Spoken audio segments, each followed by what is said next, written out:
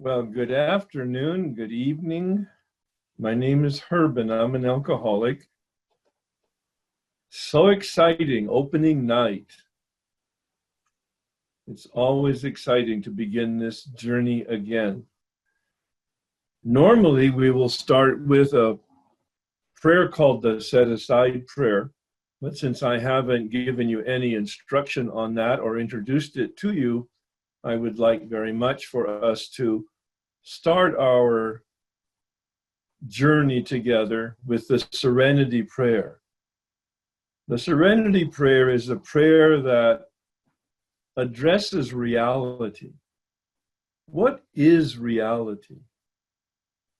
What can I influence? What can't I influence? I don't have any control. Lose the word.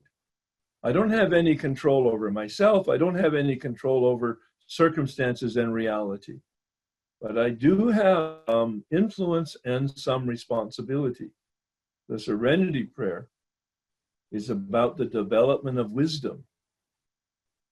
And we realize that we can't do that, so it's a prayer. Prayer are not about words. Prayer is about intention. Our intention here is to be very centered and awake and alert and paying attention during this next hour and a half as we receive our orientation to the journey that you've committed to for a year, at least a year. I invite you now, and you can pray it out loud. You're on mute. I invite you to pray it out loud. We won't hear you. But in common spirit, in the community of gathering, please join me.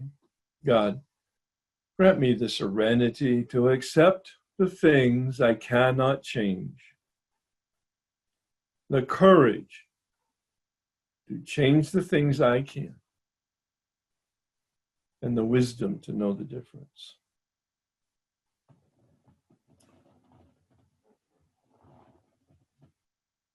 Well, this is the first week of June on Thursday in Los Angeles at 4 o'clock, 2020. And we're beginning a new journey with a new group of people. Some are new to the 12-Step Fellowship. Some are new to the step work. Many have been in fellowship for a while. And many have even worked the steps previously.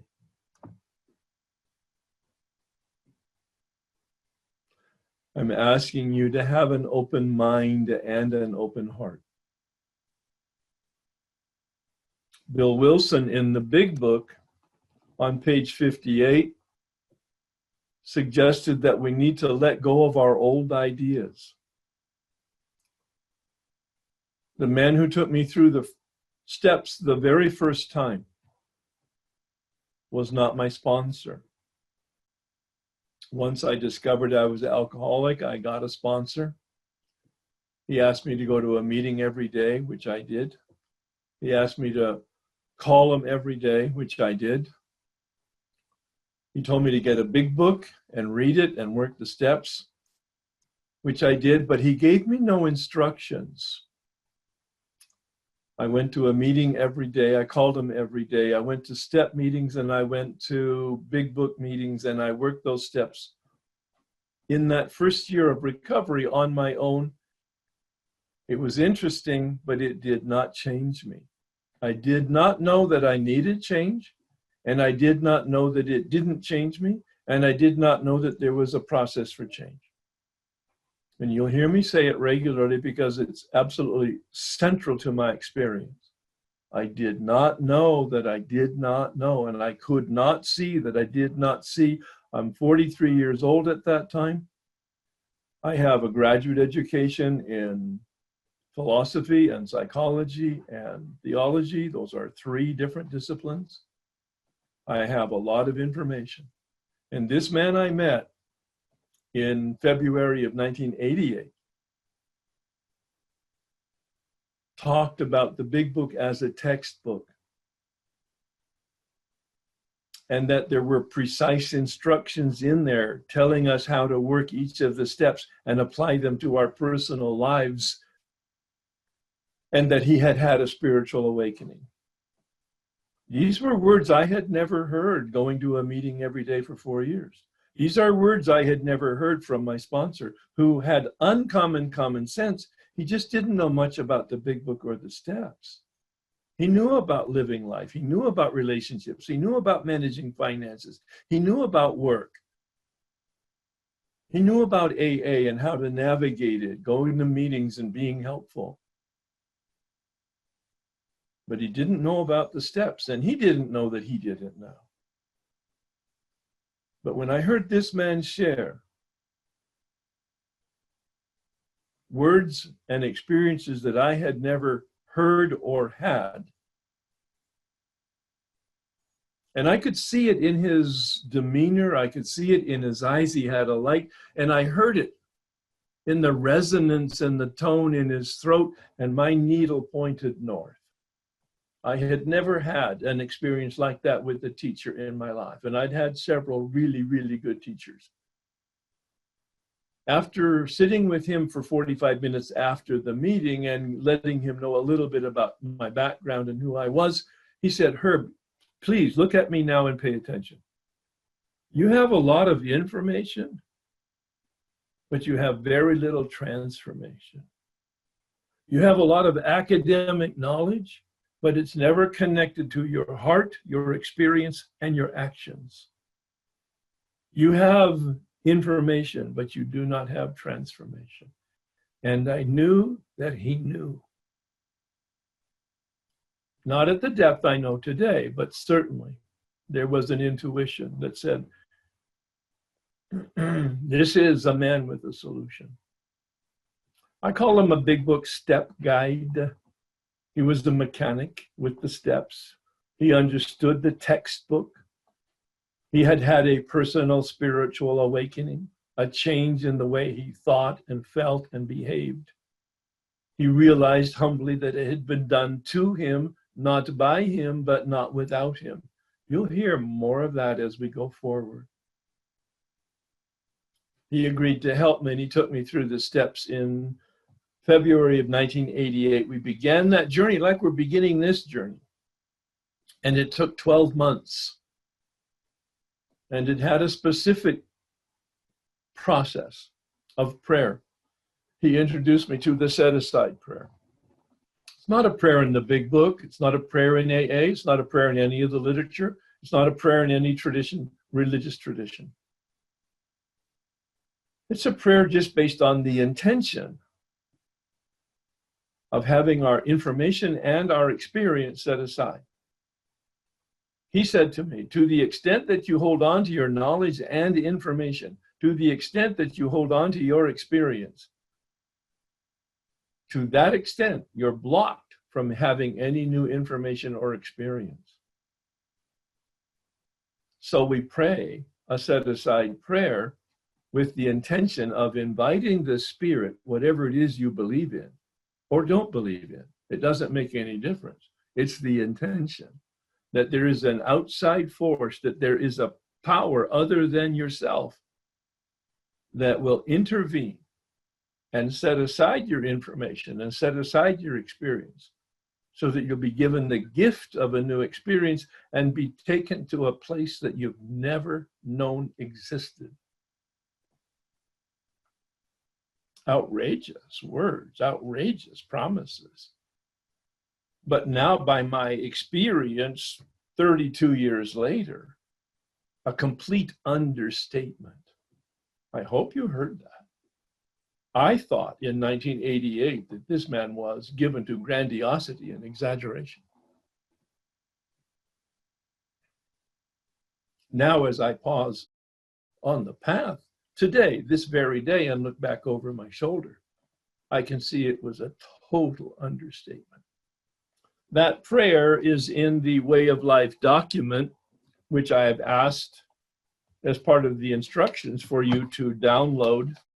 It's a 68-page document, and we will use it during the entire journey, as we go from steps 1 through 12, the back side of that cover is a set of prayers, just so that they're all in one place. The Serenity Prayer, of course, but the set aside prayer is there. I use it here to set aside my knowledge and my experience of the 12 steps. Because my work has expanded from Alcoholics Anonymous, where it started, I started doing workshops 25 years ago when somebody asked me to take a group through the steps in the same way I take an individual through the steps. That's what this plan is here. I used the word alcohol in that prayer because that was my focus. A couple of years later, the addicts wanted to come in, and I changed the word to addiction.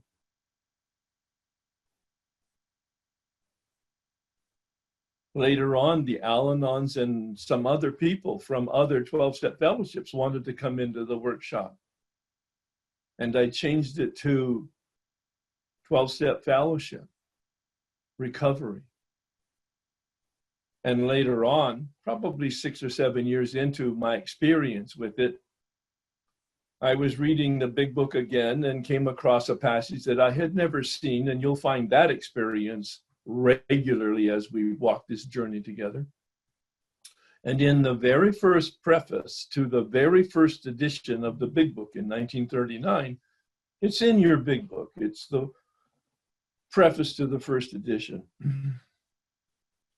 The last line in the first paragraph said, "Besides, our way of living may have its advantages for all."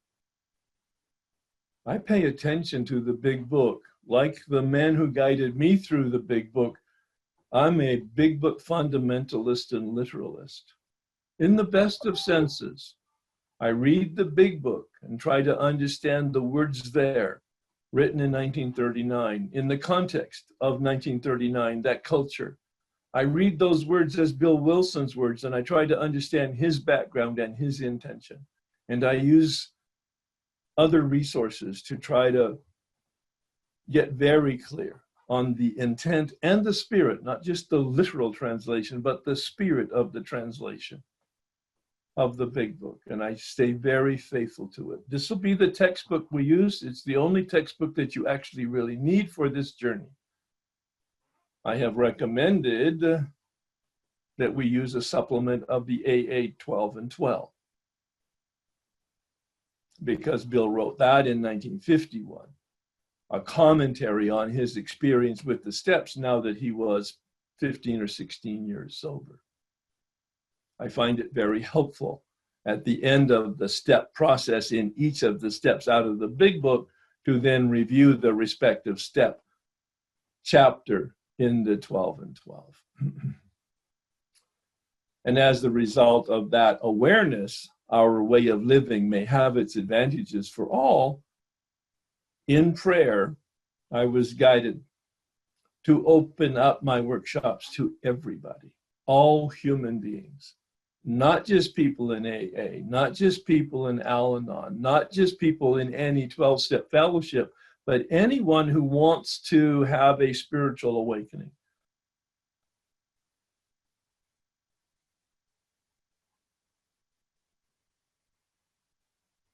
The purpose of the step process is articulated in step 12, isn't it? Having had a spiritual awakening as the result of these steps. It's very focused. I'm going to start your first assignment looking at step 12, Appendix 2 in the Big Book. What is a spiritual awakening? What is a spiritual experience? How are they different and how are they the same? When Bill first published the Big Book in 1939, step 12 read, having had a spiritual experience as the result of these steps. In the second printing in 1941, he changed that step 12. It's the only substantive change in the big book since it was originally printed. Oh, there's some history changes, there's some numbers changes, there's some percentage changes, but there's no substantive change in the big book from the original wording in 1939 until he made that change in the second printing in 1941, having had a spiritual awakening. And then he wrote Appendix 2, page 567, 568 in the big book, a page and a half, to describe what they are and how they are the same and how they are different. I started that practice last year. I've been doing these workshops for 25 years. And just last year, I changed the approach because I'm always trying to fine-tune my approach to be more effective. Originally, when I started the workshop, we would lose 50, 60% of the people by the time we got into and through the fourth step. Breaks my heart. People come to this workshop suffering. They hear by witness of other people, and especially mine, that this is a methodology to reduce and eliminate the suffering. And they get into some real work, and it becomes really difficult or very embarrassing or very painful, and they leave. That's like leaving surgery after they've opened you up on the table and saying, yeah, no, this hurts. I think I'm going to change my mind. See, the healing's on the other side of the surgery. And the original group, the Oxford group, calls this soul surgery. The original predecessor group to Alcoholics Anonymous called this work, especially step 4, soul surgery. Bill Wilson was part of the Oxford group. He worked the 6 steps out of the Oxford group. They had nothing to do with alcoholics. They didn't like alcoholics. They were a Christian organization, and their whole purpose was evangelization and conversion to the Christian message. But that was the best Bill could do. His best friend, one of his good drinking buddies, Ebby Thatcher, had gotten sober through the Christian mechanism of those 6 steps. So Bill said, I'm going to try anything. I'm tired of dying. He carried the message to Bob after he was 6 months sober. And Bob, the co-founder of Alcoholics Anonymous, was already in the Oxford group. But please hear this. This will be so relevant to so many of you. You've been in a 12-step fellowship for a year or a decade, and you're still suffering, sometimes even from the addiction, but more often from unmanageability. I don't suffer and haven't from the addiction in 36 years. And for 32, I have not suffered from unmanageability. I'm not exaggerating. I found a way of living to establish a relationship with power that has empowered me so that I can navigate reality, not without speed bumps, but I've been given shock absorbers to be able to handle those speed bumps.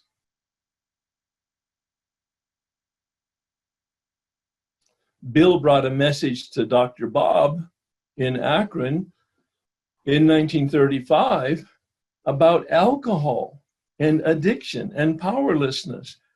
Bob had thought, because he's in the Oxford group, a really bright, brilliant surgeon there, and a very steady, stable, deeply rooted Christian man, that it was a moral issue, that it was a knowledge issue, that it was a willpower issue. And Bill completely ignored that and said, no, Bob. The irony is Bill Wilson, who had no training, no scientific background, begins to teach a scientist about the body, disease, and the addiction, and the phenomenon of craving, and the mental defect of the obsession and the delusion. But he talked using a vocabulary of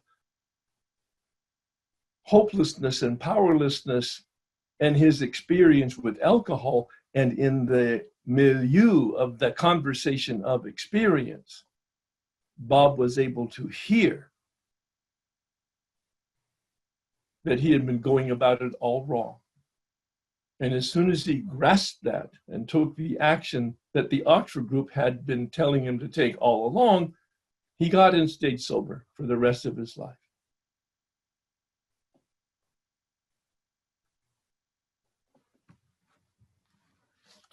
So I want you to download that Way of Life document. And I also want you to, from my website, herbk.com, HERBK.com.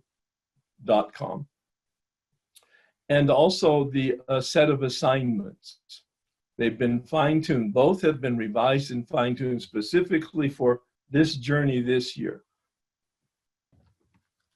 I mentioned earlier that the first assignment, and if you have it, you can look at it. And if you don't, just make notes. Don't distract yourself by trying to find it right now. If you don't have it or you don't have access to it, just pay attention and make notes. Assignment 1 says, obtain a new big book. And you might resist and say, no, I have a big book. Yeah, I know. But does it have any highlights in it? Does it have any underlines in it? Does it have any margin notes in it? Does it have any commentary in it from your own prior experience? Now, you're welcome to do anything that you want. I have no rules. Please hear that. I have no rules. None. Zero. It's the spirit of the 12-step fellowship culture. No rules. Bill says we don't need any. In a different context, he was talking about the traditions. People were complaining about laws and regulations and requirements. And he said, we don't need requirements and laws and regulations. There are only 2 disciplines in Alcoholics Anonymous. There are only 2 disciplines. One is alcohol and one is God. You're either going for one or you're going for the other. Hear that, please. There's no resting place. There's no middle of the ground solution. He says those things in the big book. I use the dimmer switch a lot as a metaphor for this journey of spiritual awakening, of this spiritual life, of this journey toward the light and away from the darkness. I use the dimmer switch in contrast to a light switch. That image will help you as you read Appendix 2 in the back of the book. A light switch goes on, boom, and it's on, full power. And it goes off the same way, not a dimmer switch. A dimmer switch goes up a notch at a time, a click at a time. You don't even know with the incremental, slow, and subtle progress forward that it's producing more light until there's enough light for you to realize there's a difference. But it goes down the same way, subtly, imperceptibly. And the darkness descends, and pretty soon it's dark enough to relapse. And it's dark enough to die. This is not about becoming good people. This is about survival. Certainly with regard to our addiction. But even with regard to unmanageability, the second half of the first step. We'll talk lots about that. We'll spend 3 or 4 months on the first step. If you heard me, you probably are wondering, what the hell is he going to do for 3 or 4 months? We're going to dive deeply into the understanding as portrayed in the big book, the understanding as I've been exposed to it in terms of especially unmanageability, which is not as straightforward in the big book, but more especially, in addition to that knowledge, is to have an experience of hopelessness and doom and powerlessness and no choice. Words you've heard forever, and you're brain dead to it because you've heard it forever. When we finish this process, they will have a new relevance to you because you will not only understand them more clearly, each one of the words. you will have had an experience with them, a visceral, embodied experience that will provide this solid foundation. Bill uses the building of a spiritual arch through which we walk to a new freedom. Step 2, he calls the cornerstone. Step 3, he calls the keystone. In step 5 is the final reference to the spiritual arch at the end of the 5th step, page 75. And you can read it, it's got great promises. He said, now at the end of step 5, we walk through the arch to a new freedom. See, this is not about addiction, and this is not about unmanageability. Oh yeah, that's the presenting problems. But this is about freedom. Freedom from the addiction. That's the minimal promise. The maximal promise is freedom from unmanageability. Not just diminishing it, but freedom so that you're empowered to deal with it effectively on a daily basis. On a daily basis. I think that's what Bill means by saying we have a daily reprieve. We have a daily reprieve conditioned on the maintenance of our spiritual life. Living our way of life, steps 10, 11, and 12. Those are the tools that help us navigate unmanageability and keep it contained so that they're not in our way and an obstacle to living a harmonious and congruent and integrated life. So if you choose to, get a fresh, new, clean, big book. If your current book is satisfactory to you, then keep it. The second item on assignment 1 is to create a set-aside prayer. You're welcome to create your own based on the intentions and the principles that I have suggested. Or you can just use the one on that page. That's the one we'll be using at the beginning of every workshop each week.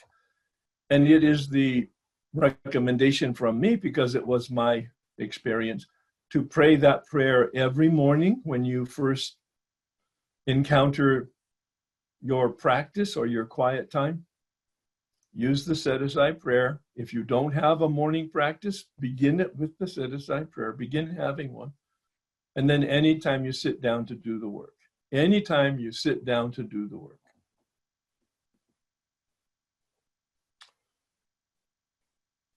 The more substantial assignment is item number 3.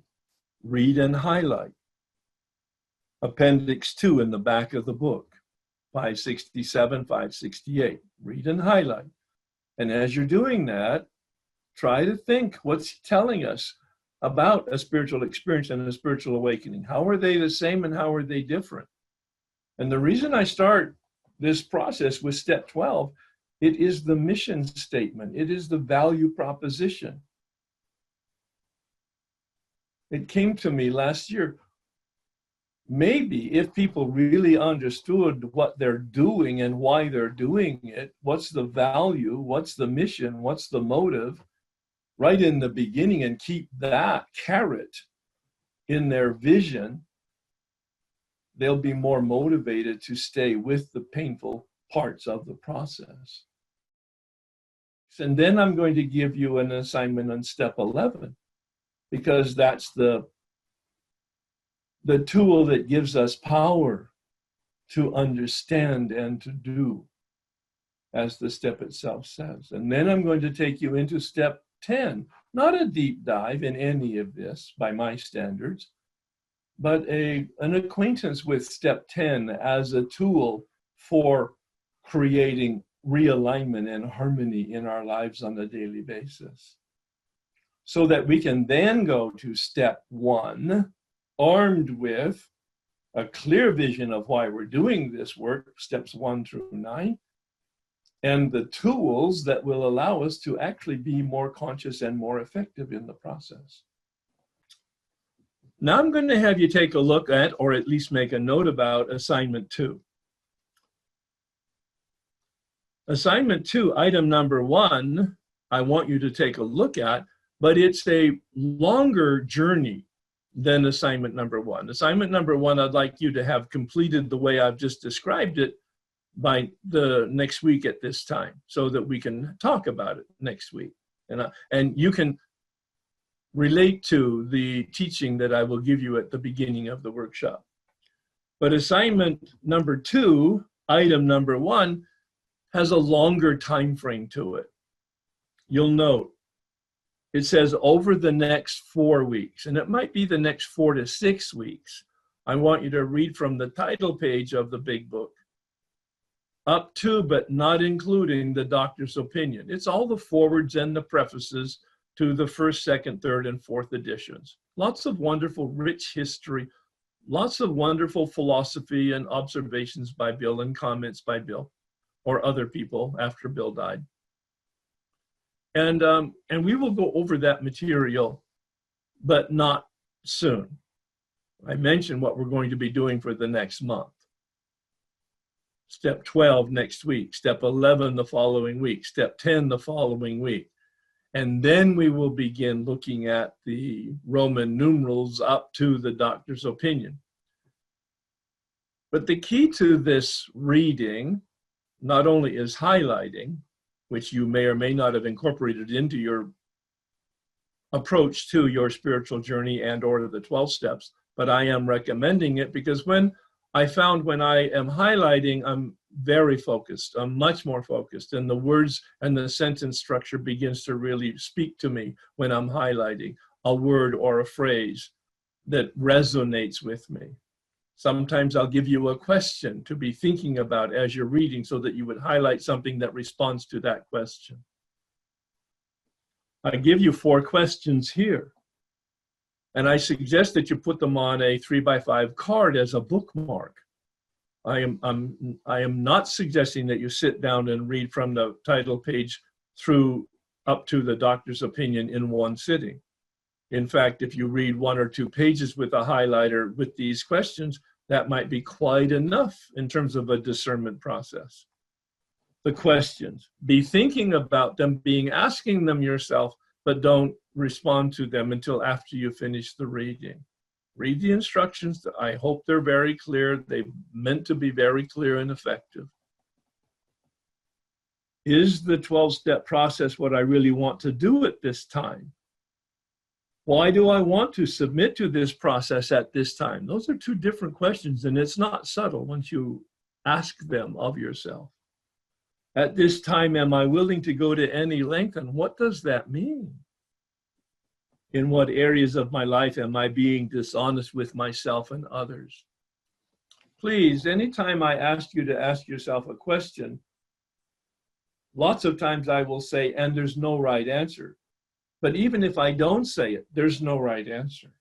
There's only your understanding. There's only your response. There's only your writing. There's only your reflection. There's only your answer. And all of that might change over time, probably will. The key here is to be radically and rigorously honest. The big book uses rigorous. I turn the burner up on that. Radical honesty with yourself.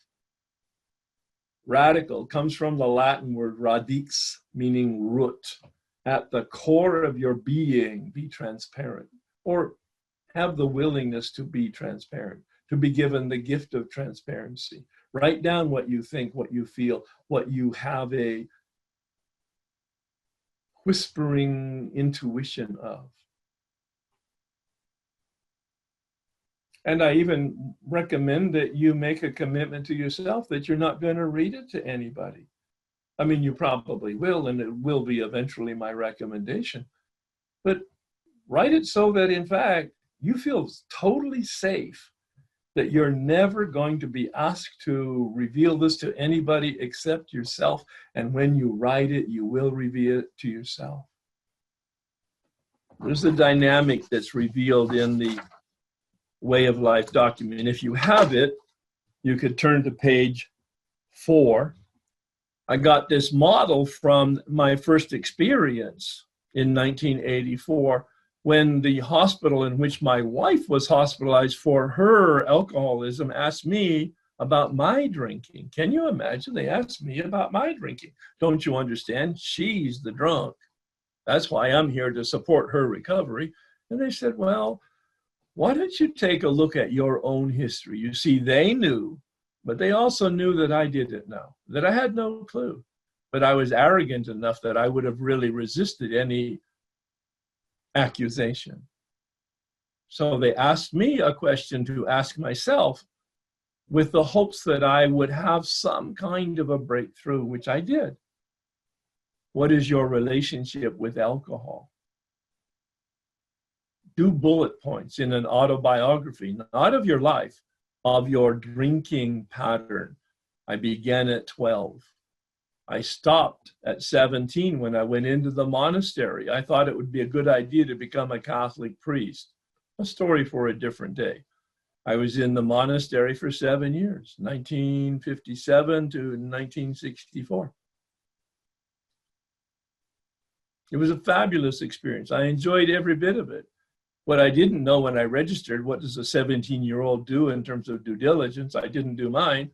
I knew I wanted to be studying to be a Catholic priest, so I went to this place to become a Catholic priest. And once I signed up and I was in it, I found out it was a monastery. Yeah, a religious order, poverty, chastity, and obedience, as well as a monastic order that had silence. I was silent for 7 years. Can you imagine? I haven't stopped talking since.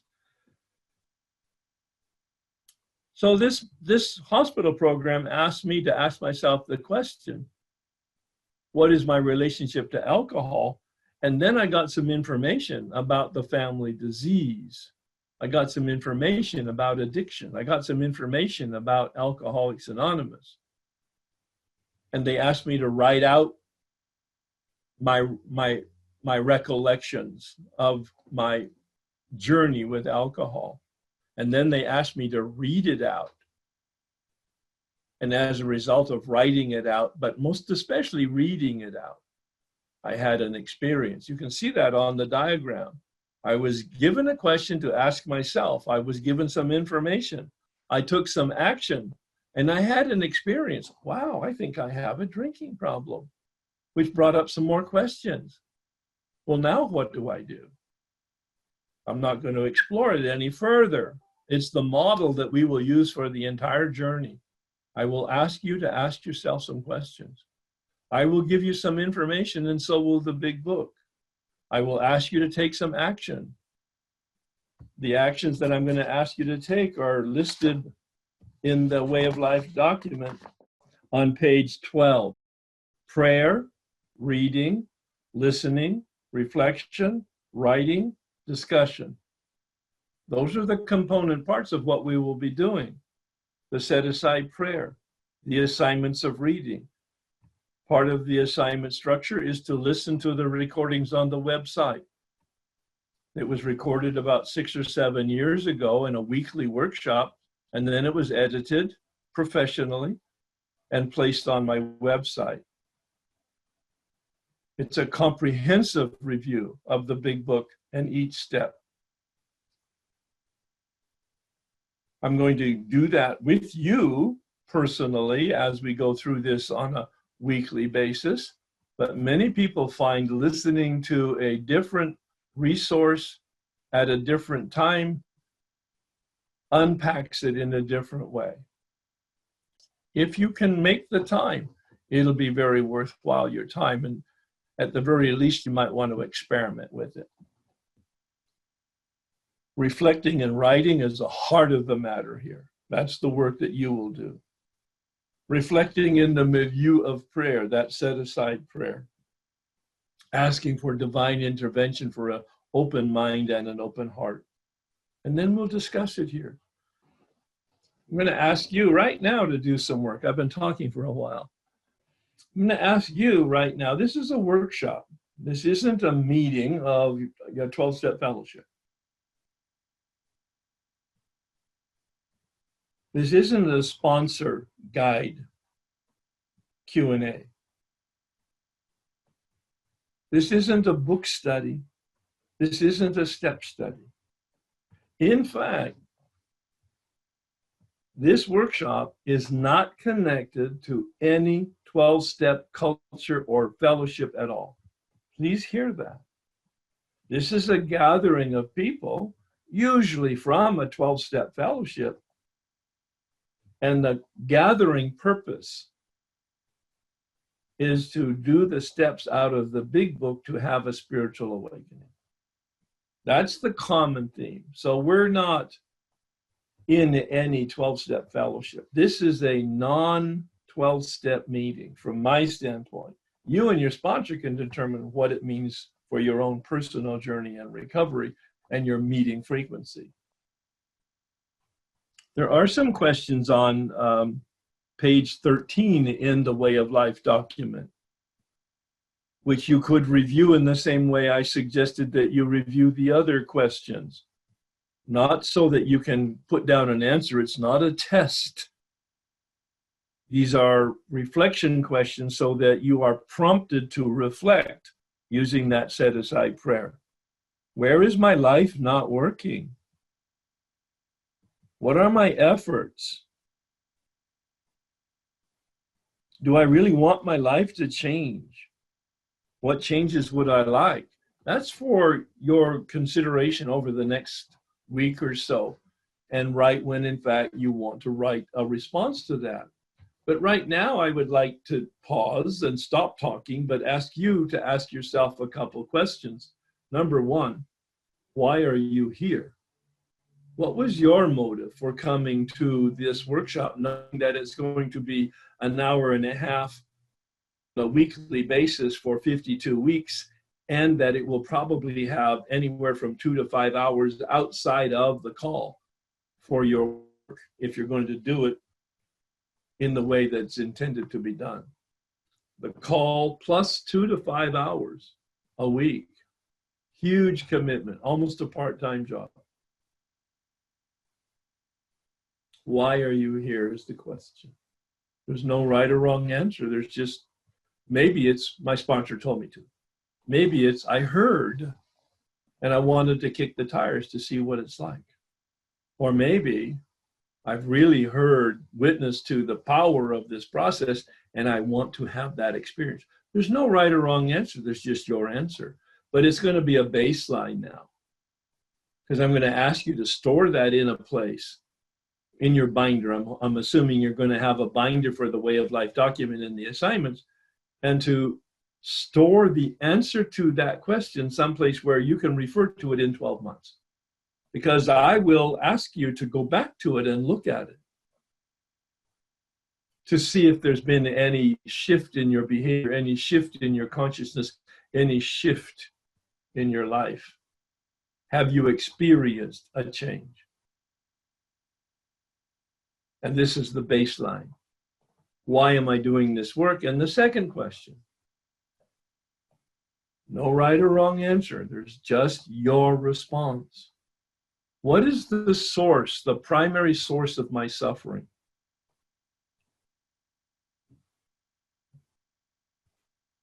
Please hear the question. I didn't ask you what your suffering is. The question, what is the primary source of your suffering? No right or wrong answer, just your answer. But I want you to do that now. I want you to write it now so that you have the answers currently on this first call to these two questions that will be a baseline and a reference point for you 12 months from now. Because then I will ask you different questions to see if there's been that shift that is promised. I believe as part of the instructions, you were asked to read and sign a participant agreement, and then to either forward it by postal mail or to email it to me. Read and sign the participation agreement, something I started after I was doing the workshops for about 5 years. I had lots of attorneys and psychiatrists and psychologists in my workshop, and individually, half a dozen of them came to me over 2 or 3 years saying, this work is so powerful that you better get people to understand that it could cause a lot of emotional difficulty, and you don't want to be held responsible for any of the potential negative results. And that's the intent, so that you are very clear. I am not responsible for your spiritual awakening, but I am also not responsible for your nervous breakdown. Now, in 25 years, I know lots of people laughing. In 25 years, I have only had one person have to withdraw from the workshop. She actually had a psychotic break in the 4th step. And her psychiatrist, fortunately, she was dealing with him, and he was common sense. He said, just stop the work for right now. There might be a time when you can pick it back up. We dig deep. And the way I've been exposed to it, my experience is that we penetrate the unconscious. In the 4th step, we penetrate the unconscious. I've had lots of therapy. I was trained to be a psychologist and a therapist at one point. I chose not to do that, or alcohol actually chose that for me. And but I've had lots of therapy before recovery and lots of therapy in the first 10 years of recovery.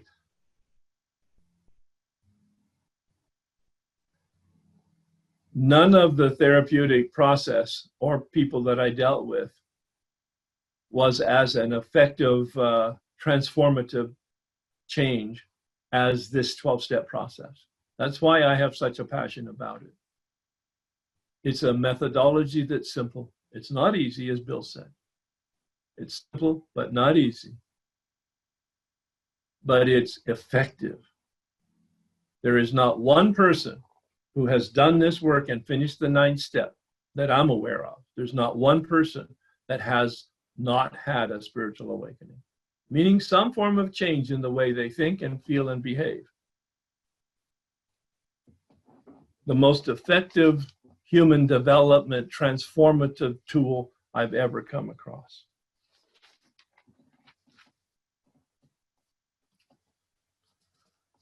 A little bit about me. I was married 52 years, widowed 2 years ago. After 52 years, the final 36 of the marriage was a blessing, because she was in the program, I was in the program, and we were able to walk this path together and change and share our lives in a very, very wonderful way. I have 3 adult children. The 2 girls are in 12-step. One is in AA 30 years, and one is in Al-Anon 30 years. And they both have worked the steps out of the big book with this process. Not with me, but with people who are equally committed to and knowledgeable about the big book and the step process. And they have very strong and wonderful lives. They're married to men who they met in AA. And they both have programs that are very strong. We have 7 grandchildren. I have a son that's not in any 12-step program. He's our youngest, and he doesn't seem to need any. He seems to be able to balance fun and seriousness. That's a recessive gene from his mother, I'm sure, not from me. I have 3 books. The first book was a result of doing these workshops. After I had put together lots of handouts, I found that it would be important to put it all together in a book. That's the guide to the big book. It's been superseded by the assignments that you have. The assignments are much more effective and accurate and less cumbersome than the guidebook. That was published in 2004. My 12 Steps to Spiritual Awakening is still a very valid textbook, literally, to supplement the big book and the process, because it shares not only my instructions, my consciousness at the time, but also my journey and my experience. And then Hazelton asked me 3 years ago to, Hazelton's the largest publication organization of spiritual 12-step literature in the world. They asked me to do a book on meditation, which I did. And that's where I believe, had the awareness that starting with step 12 and then 11 and 10 would be effective. Because I wrote the first chapter on meditation, a very broad, comprehensive view of intentional consciousness, prayer, meditation, contemplation, transcendental meditation, centering prayer, Vipassana, Buddhist, and trying to get my arms around an understanding and putting it into a simple English language where people can understand what to do if they want to do it in terms of improving their consciousness. But the magical approach was that the second chapter is looking at step 1 through the lens of the power of step 11. Looking at powerlessness through the lens of power, and then proceeding to look at each step through the lens of power. So it's a unique approach. It's not as relevant to the step work as we're doing it, but if you're interested in supplementing your understanding of and practice of meditation, it might be helpful. The most helpful book would be 12 Steps to Spiritual Awakening. Strongly suggested, but nothing's required.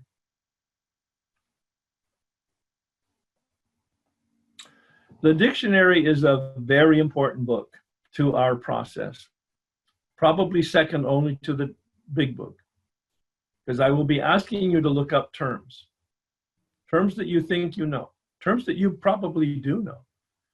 But when you look them up in a dictionary, you get confirmation and clarification to the breadth and the depth, and then it might lead you to other words and phrases and understandings.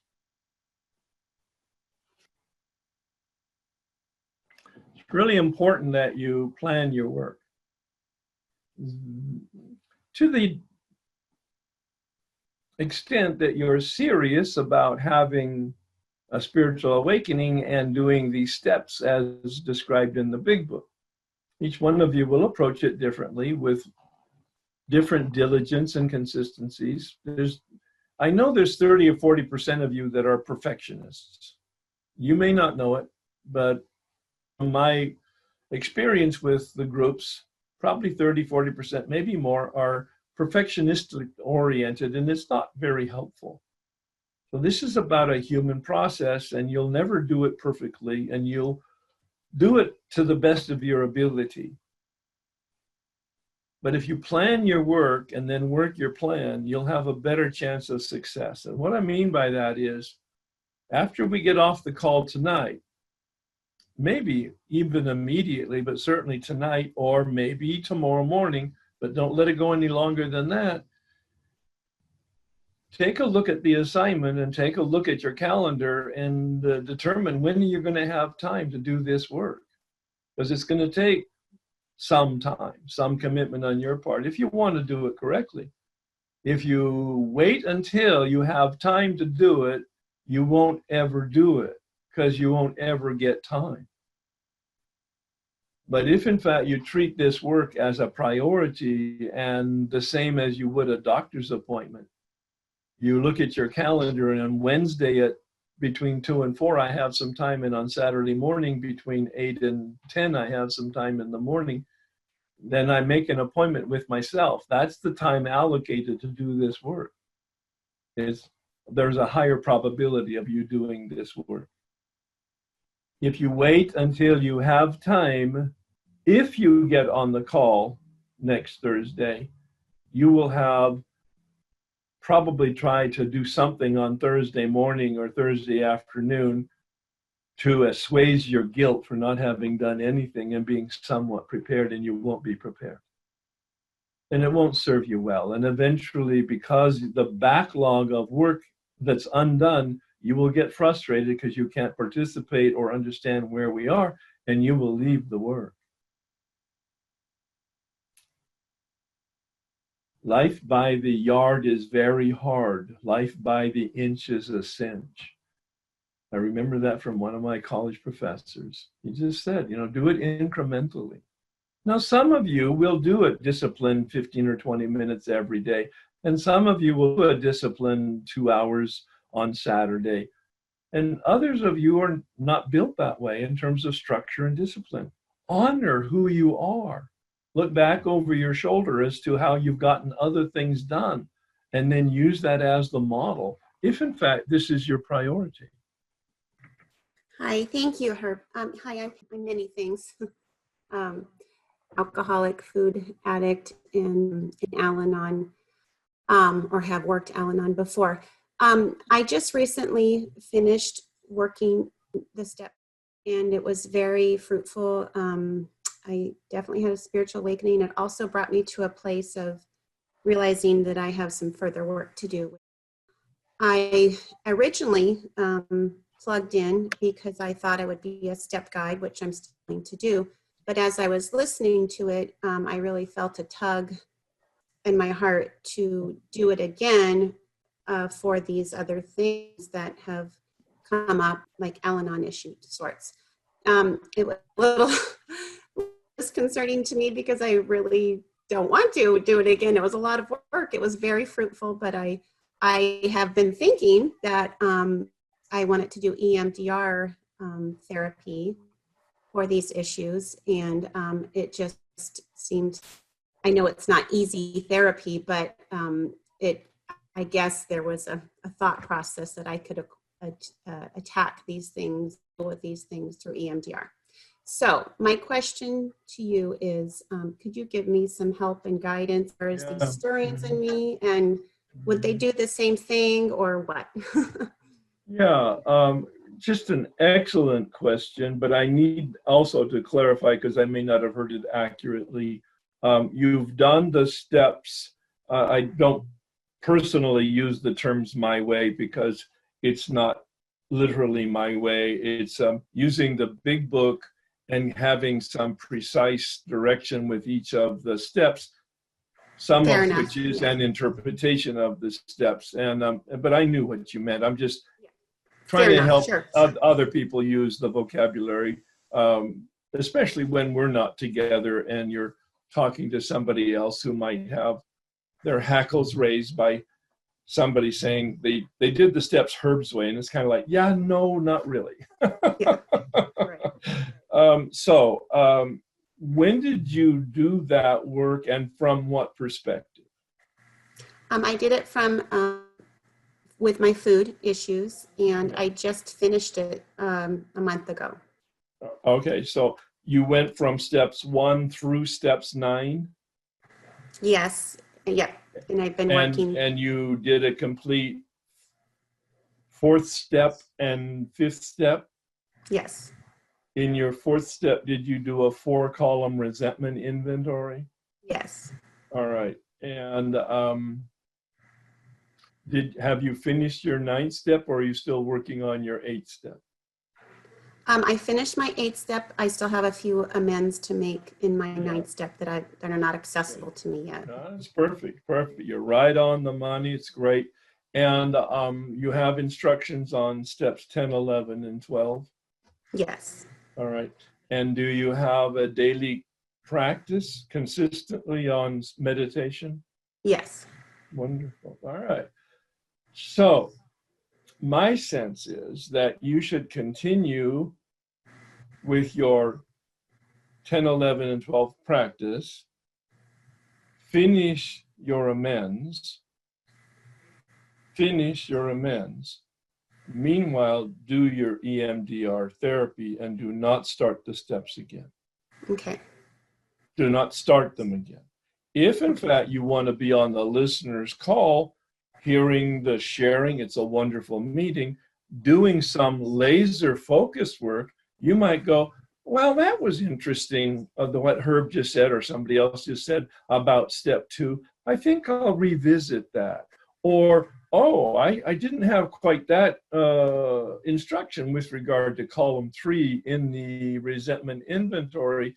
I think I'll do a couple just to experiment to see if it helps me see some new stuff. You see what I'm saying? You're going to cherry pick based on your meditation and your sponsored direction, but you're not going to commit to doing the entire work. I see. Okay. Thank you. How's that? How's that wonderful. feel? That's wonderful. And one follow-up question, how do I would like to be of help to anybody to be. You mean as a step guide? Right. Perfect, wonderful. And again, that's a wonderful supplement, complement to the work that you're doing, in finishing the 9th step and then engaging in the EMDR. You're Okay. going to just have a wonderful healing experience. And it's too much to try to do it all. And the steps are the steps are the steps.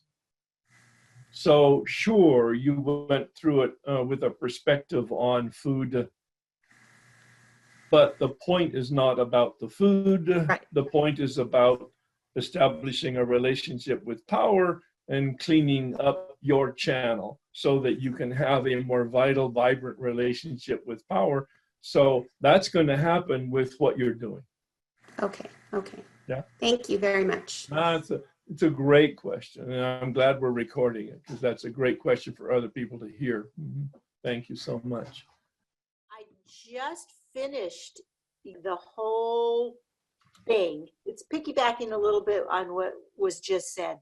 I just finished, and it was so great. I mean, it was a deep dig, and on top of many other deep digs in the time I've been in program.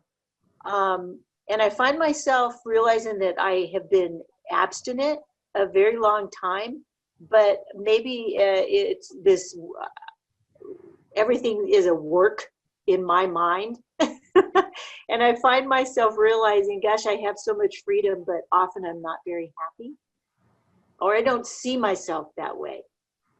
The reason I'm here, I think I want some direction on that, similar to what the last call was. I was planning on just going back in, but I mean, it was so thorough, and I did do it with a sponsor, and I did the 5th, I did, and I guess I just want a little more direction. I'm focusing on happy. The question was, why are you here? It was answered in the last time I did this. Now it's a whole different thing. I want to be more free in a happy, joyous way. I get it. I understand 100%. And once you get a taste of freedom and a taste of the light and a taste of the joy and a taste of the change that comes, any human being, but especially addicts, want more. So it's wonderful, and more is available. Having said that, let me ask a couple of questions. You said that you just went through the steps with a sponsor or step guide. When did you finish the journey? I just finished it maybe 2 weeks ago. And when you say you finished it, what does it mean? I went all the way through the 52. Yep. So I listened to each one. It took me 6 months. So half the time that this will. That's fast, by the way. You went at your own pace. No, it's wonderful. So Yeah. when you say you finished, have you finished the names on your 8th step in terms of the 9th step amends? Yes. Wow. All right. And you have a consistent practice on 10 and 11 and 12? I do. It hasn't been quite as formal as the big book way, though. When you This say is new. what hasn't been as formal? I do a lot of spot check inventories. I'm always Right. checking myself before I wreck myself. I But do. the absolute instruction. Yeah. Oh no, no. You're using your intuition and your experience. That's don't get robotic into ritual. Oh, I love ritual. Well, no, I human know. beings do. But when we get into a ritual, we become brain dead. Yeah. And so this whole point is to wake up and to have a improved consciousness on a daily basis. So I'm more Yeah. interested in your 11th step. My 11th step, I have piles of stuff around me right here, and I get up every morning, and it's reading, writing, meditation. It's gotten more formal since I did listen to you. Let me ask, what's meditation for you? After I read, I go through the morning that you suggested, and then I'll do my reading, and then I will just set my timer on 10 minutes, and sit there quietly and just breathe. Why? Why? Yeah. I guess I thought that was the instruction. Ah. I thought I was supposed to, Herb. You wanna re-listen to my step 11 instructions. Okay. All right. Everything else you said is great except for that 10 minutes. It's wonderful that you're spending 10 minutes, but you're not in step 11 in that 10 minutes. Oh. You're doing something. I'm not sure what it is, but it's Yeah. not meditation, as you just described it. Meditation, in my understanding of the Big Book, is directed thinking. I ask God to direct my thinking, then I begin thinking. I'm not quiet at all. I'm really busy thinking about my day and about my life and about my character defects and about what God wants. And I'm listening then, not with my ears, but I'm listening in that 10 minutes of quiet. Then you listen for guidance. And you try to discern what's just noise from your ego and what's noise from the light, what's noise from the spirit, what's noise from the higher power. Okay. All right? Yes. So back to your question, though. Give me a summary of the question, so because I've kind of lost track of this. What do I do with this year? Yeah. Because I want to do this year, although part of me is wondering why. And the only answer I have is I want to be more free. Hold the question, continue listening, and reviewing the assignments, because that there might be something in there that will help expand your consciousness and your experience. So I'm saying you don't need to think about doing the total Megillah again in terms of the assignments, but if you hear something that's different, experiment with it. Okay. Excellent. Perfect. No. Love it. See, your questions, and so far this is a very wonderful recording, because you're asking questions that will help a lot of people. Thank you so good. much. Thank you. Yeah, Thank you so much. Thanks, Kim. I also wanted to make a comment. I did a 3-year study about 4 years ago on happiness, a 3-year study. It was comprehensive by my standards. And the bottom line, and it's very simple, the bottom line is anybody who wants to be happy will never be happy. If that's your goal, you'll never be happy. Because happiness is not a product, it's a byproduct. I'm quoting somebody, but it's a summary of so many studies that I reviewed from statistically significant and credentialed people. And the bottom line of these studies was, in summary, if you really want to be happy, have a connection with a meaning broader than yourself. In 12-step language, that would be a relationship with God or higher power. And the second component is be an active contributor to the human beings around you. In the 12-step language, of course, that's step 12. So that's why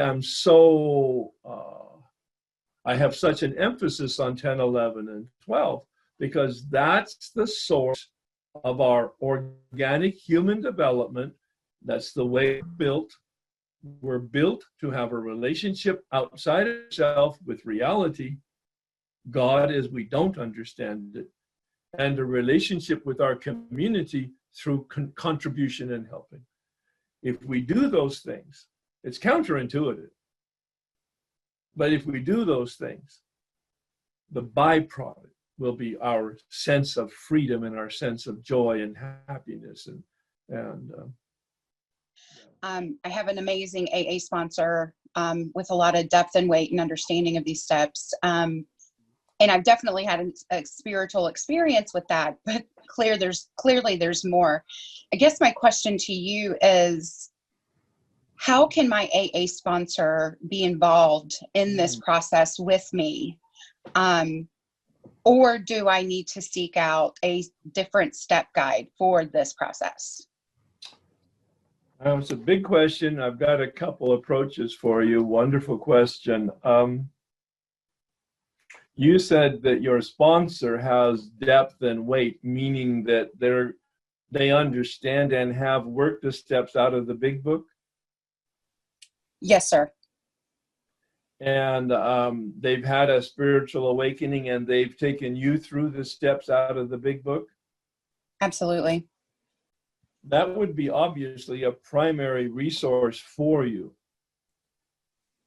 Depending on the time you have and your inclination and your conversation with your sponsor, there is no reason that you couldn't engage a step guide to be a sounding board for your questions and to see if there's some dialogue in there that might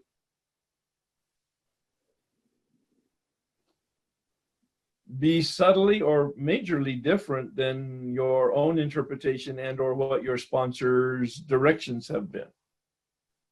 So I'm saying you may want to supplement what you've done. And let me ask this question again, just like the other two people. When did you do the steps from 1 to 12 with the sponsor out of the big book? I finished. I'm still in the midst of doing some in my amends. So you're fresh on it. Okay, all right. But I completed the steps. Like I completed my step 9 and did my 10, 11, and 12 like book work with her. It's been more than a year. Yeah. No, that's great. So how are your 9 step amends going? They're good. Some of them are harder than others. Well, from a percentage, wet finger in the wind estimate, from a percentage standpoint, what percentage have you accomplished, finished? I would say about 60%. Great, excellent, wonderful progress. And do you have a specific plan for finishing the other 40%? Some are in God's hands. I don't know what that means. I don't know what that means. Meaning, in terms of timing, in terms of God presenting the opportunity.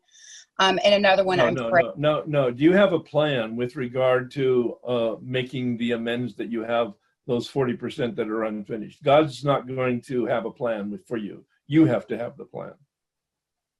I guess the answer to that would be no. Yeah. So there is an idea of a plan, and we continue to work on that. There's an idea of a plan. We still continue to work through that, through each one and the weekly meeting that I have with my sponsor. So we address one each week. That's a plan. No, that's a very good specific plan where you're continuing to work on the unfinished ones and you're holding yourself accountable with your sponsor, but it's a contiguous, consistent process. That's a plan. That's wonderful. Okay. Yeah. Like the other two, I would recommend, if you have the time and you want to be on the call, treat it as a meeting and a supplement to the work that you've done. If there's something that speaks to you because it's either different or because it speaks to you and it's the same, that you're invited to do a little bit more work or a lot, I would do that. But I wouldn't begin the whole process again until after you finished your steps, finish the 9th step. And that's why I don't leave it to God to plan my 9th step. I have a plan, a specific plan, and I typically want to finish my 9th step, even if I can't see the person or I shouldn't see the person or people are dead or I can't identify where they are. I have a plan, and it's not up to God. It's up to me. Now, God can show me spontaneously anything he wants or she at any time, but I have a plan to specifically finish. And then I usually recommend, because it's my experience, that people don't do the steps again, even after they finish their 9th step, for a couple, 3 years. practice 10, 11, and 12 and grow in your consciousness and your compassion of helping other people. And then my experience was about every 3 to 5 years for a while. And then there was a 10-year hiatus, 2003. And I haven't reworked steps 1 to 12 with anybody since 2003. Because I have a very consistent, rigorous practice of 10, 11, and 12, which I believe keeps me clean and conscious. Hi, I am a compulsive overeater. I'm in OA, and I am working the steps with a sponsor, and we are in Vision for You. Their recommendation is to do step 4 quickly, and to get through the steps quickly and not linger too long. So How long I have wonder, you been in a 12-step program? I'm sorry, I started about 20 years before that and had good results and then stopped. And then Okay, came so back. you've been around for a while. How I've been long have you been consistently back in a 12-step fellowship? since 2015. Oh, a But good long time. Nice. I've had some relapses. Mhm. I've had some recovery and I've had some relapses. So I have been through the steps in Vision all the way through once. But How long ago? that would have been in 2015, 2016. Nice. And so now what is your question? Well, whether I should work these two at the same time. Should I go on with the brisk step 4 with my sponsor and finish the steps and continue also with this? I think so. You sound like a person who can walk and chew gum at the same time. Sometimes. All right. Yeah. And you did the steps thoroughly 5 years ago, is what you just said, 2015. And now you're in a process where they want you to clip through the 4th step reasonably with some, commitment and regularity and get it done. Wonderful. All right. I'm not sure how effective that'll be for you, but it's just fine. Meanwhile, if you're on this call, we won't get to the 4th step for 5 to 6 months.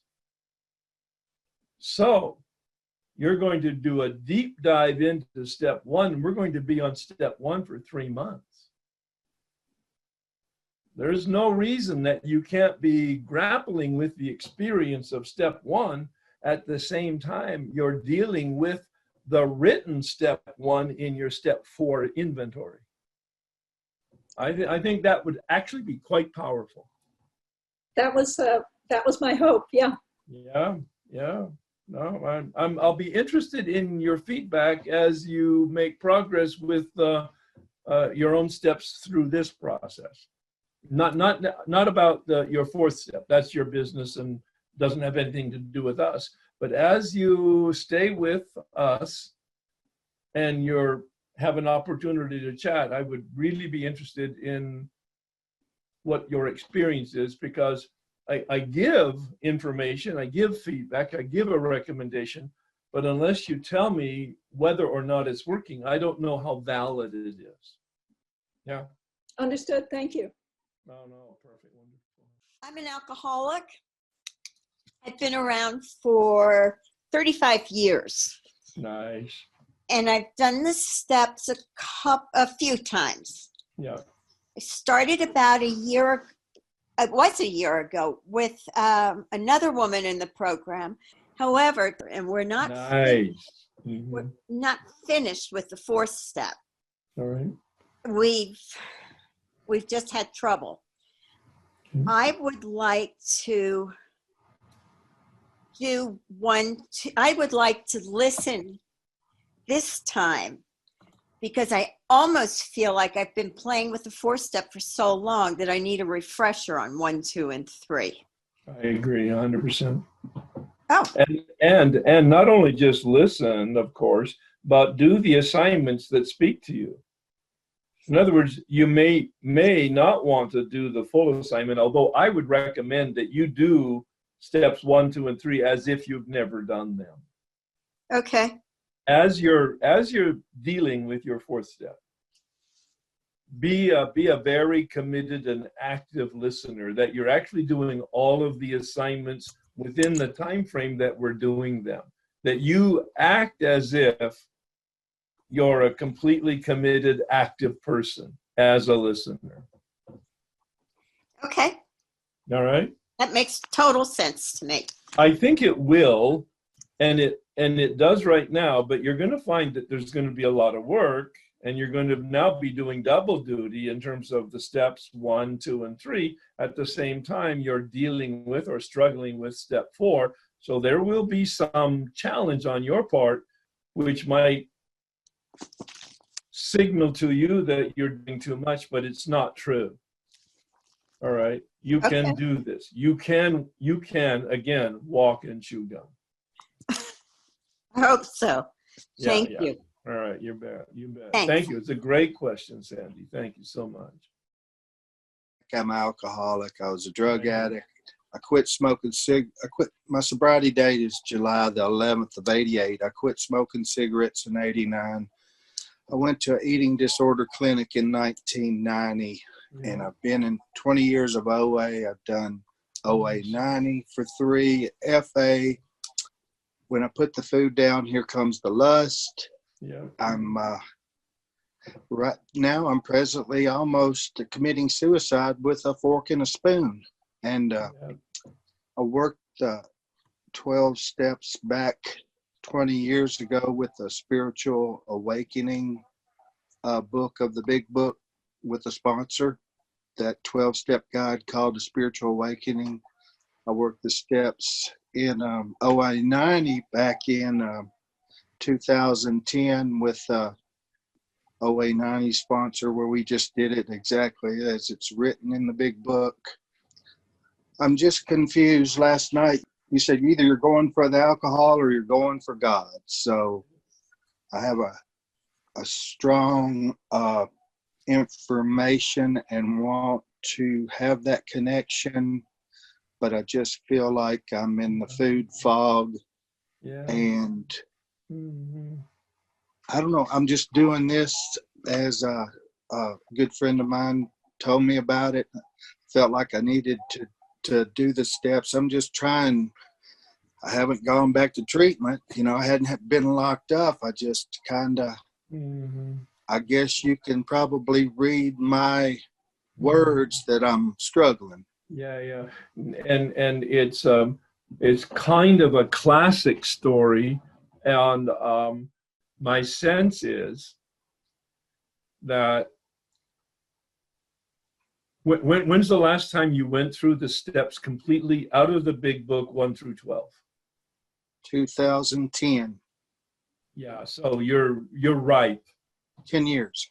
Yeah, you're ripe. 10 years.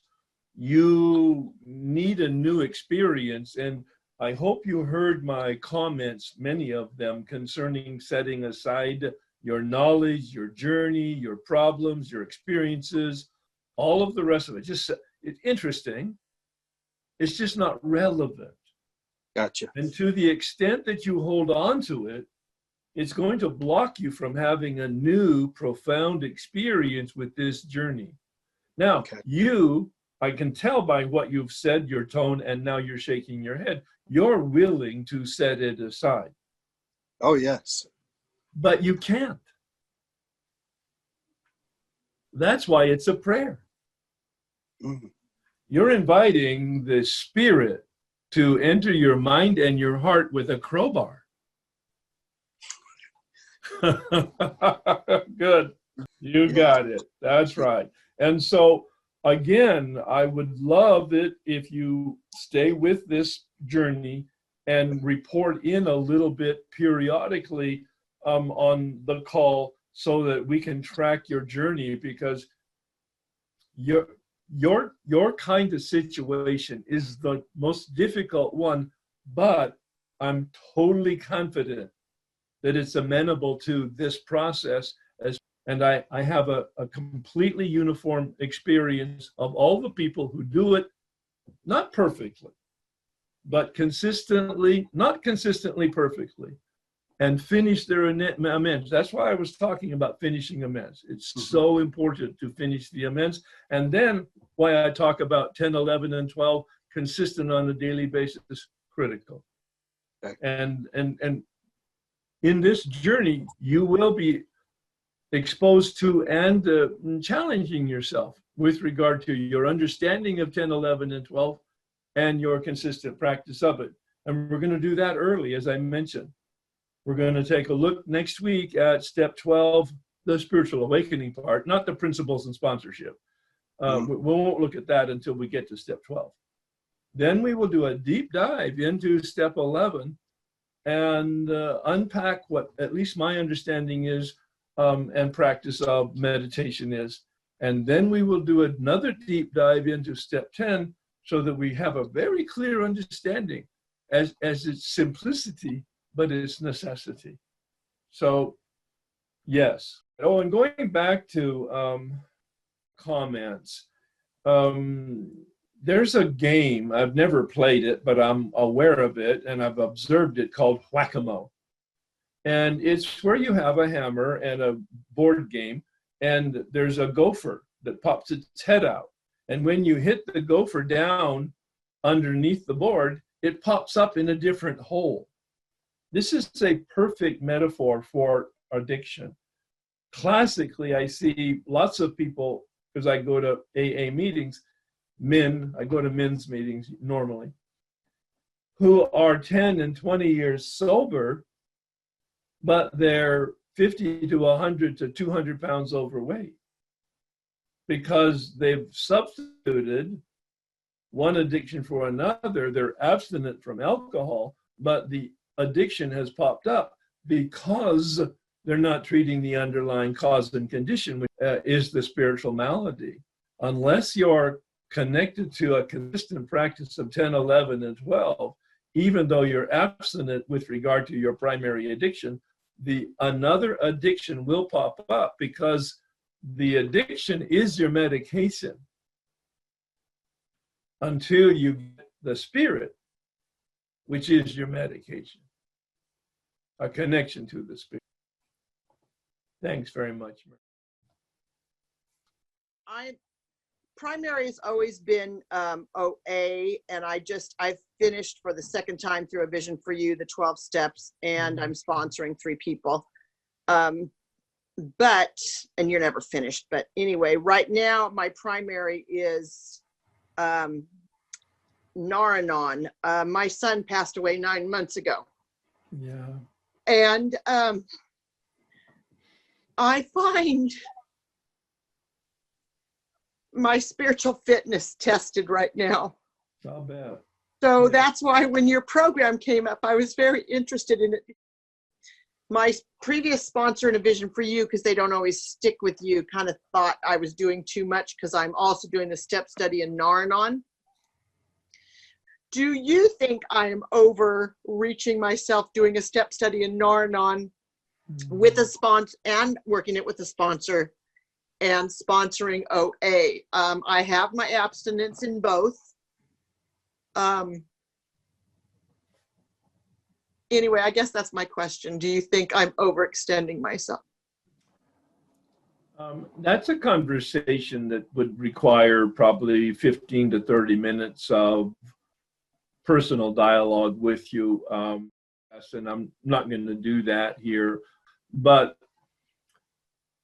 I'm not I'm not familiar with the Naranon nor the Narcotics Anonymous approach to the step process. So I don't know what's entailed with that. Many times the processes are parallel and it can be confusing when they're parallel.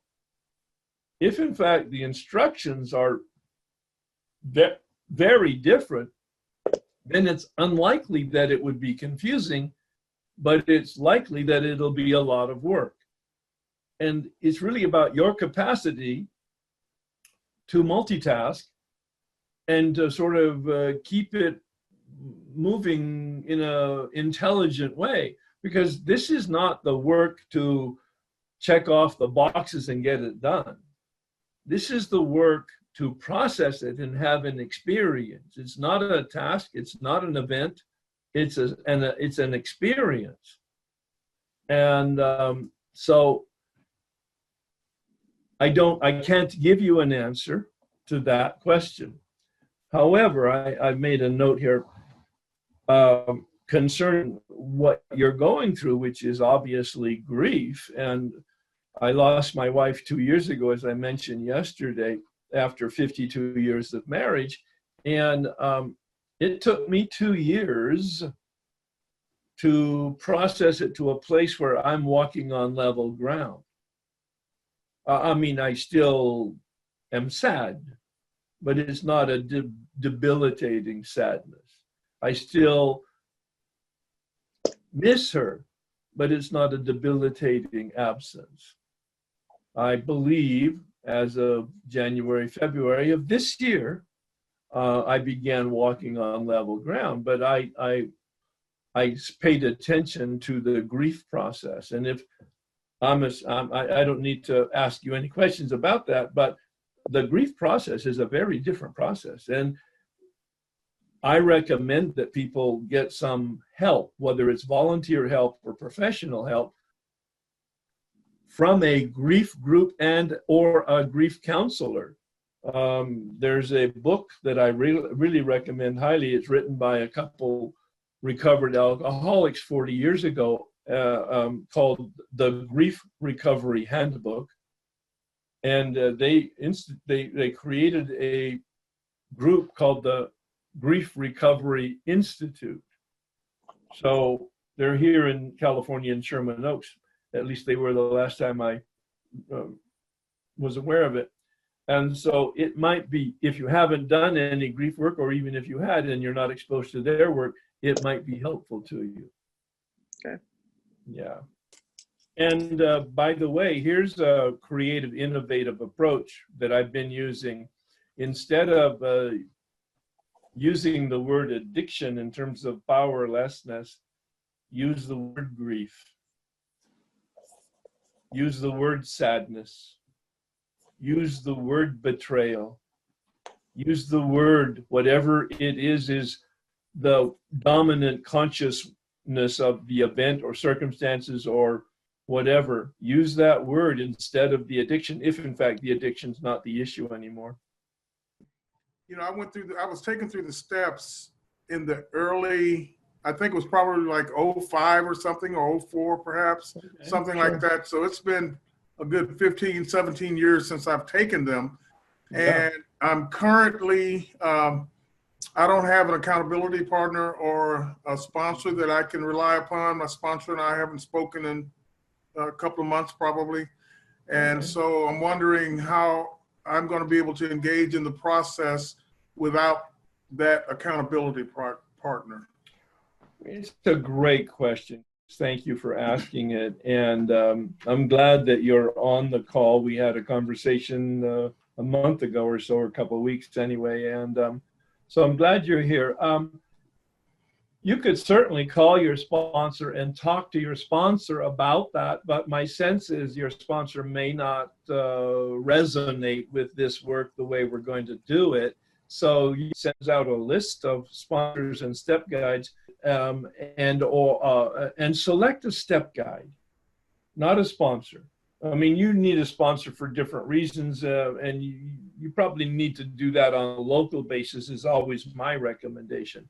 But a step guide can live any place in the world as long as they're, number one, have done the steps out of the big book in whatever fashion. They don't have to obviously have done it with me. Just do it in any way that you can. And had a spiritual awakening as the result of that. Those would be the two criteria that I would use for a step guide. And those are the people that are on this list. And it'll be coming out, maybe by the end of this month. And there's no rush yet. You can do this work on your own through steps 3, quite frankly, very nicely. It's step 4 when you actually need probably some guide. Each one of us needs a specific support, accountability, and guidance. Okay.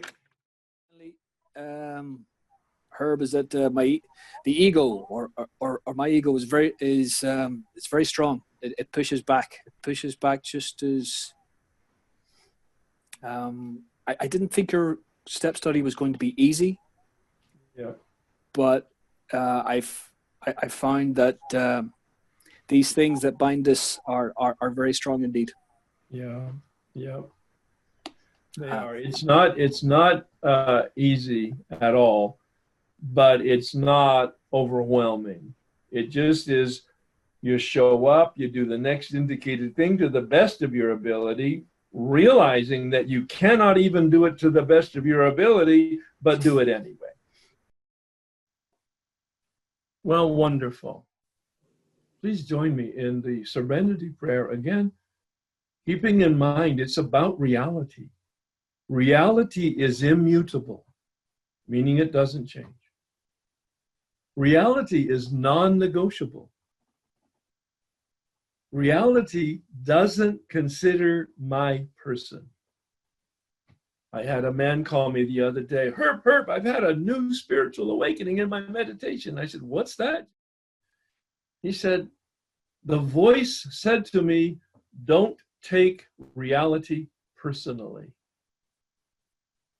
It just is what it is. And I need to navigate reality. Reality doesn't need to respond to me. Brilliant. Let's pray the Serenity Prayer with that kind of consciousness. God, grant me the serenity to accept the things I cannot change, courage to change the things I can, and wisdom to know the difference.